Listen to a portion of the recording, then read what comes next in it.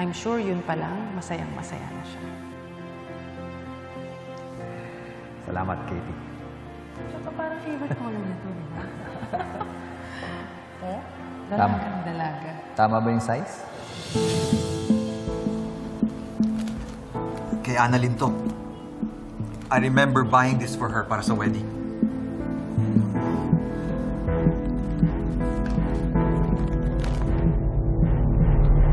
Is this the person you saw driving the ambulance? Is that Doc Carlos? You know him? Annalyn and I visited him at the mental institution. But I'm sorry. I didn't recognize the man in the ambulance because he's wearing a face mask.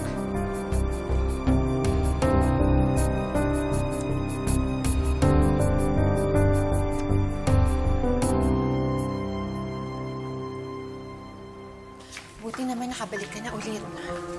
Leche talaga yung mga pulis na yan. I even had to call my lawyer para lang pakawalan nila ako. Ano, porket nakasuot ako ng damit pang madre, ako na kagad ng guilty? Wala naman silang evidence against me. But the problem is, they might blame you again. Nang ano? Ako na lang natitirang masamang tao sa mundo. Mommy, nawawala si Annalyn. Kaya na pa nila pinag-uusapan hanggang ngayon. Ano ngayon? Wala akong pakialam kay Annalyn dahil wala naman siyang silbi sa akin. Pero kasi sigurado ako ikaw naman sisisihin nila eh. Eh di patunayan nila, hindi ako takot dahil wala naman akong ginagawang masama. Sino gagawa nun? Si Carlos? Eh kung siya ang nagsunog ng venue, malamang siya rin ang may hawak kay Annalyn.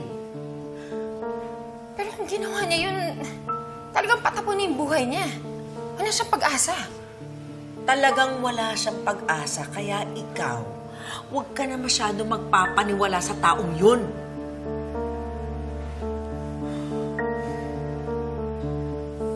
Sige, Mami. Check ko muna si Doc Katie. I'll call you.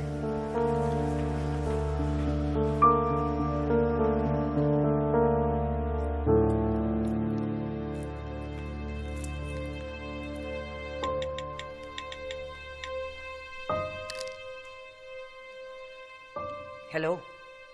Ano? Hawak mo ba siya?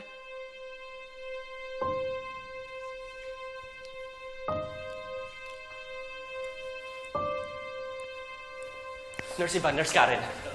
Anong nangyari kay Dr. Enriquez?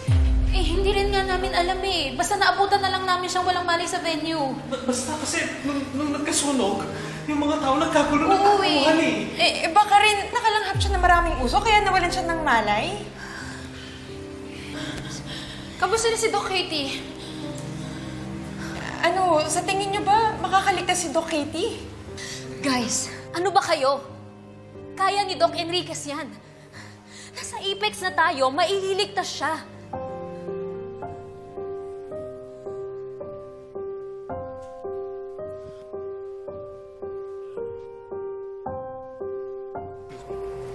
RJ, Giselle, Dr. Yang, may nagpadala nito para sa inyo. Mukhang wedding gift eh. It's heavy. Open it. Pabalik mo na yan, pare. Hindi naman natuloy yung kasal eh. Doc RJ, I think you should open it. I have bad feeling about it.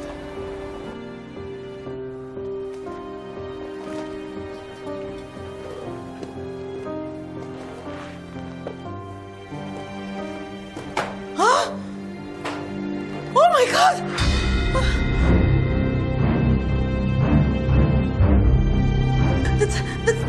That's Annalyn's gown!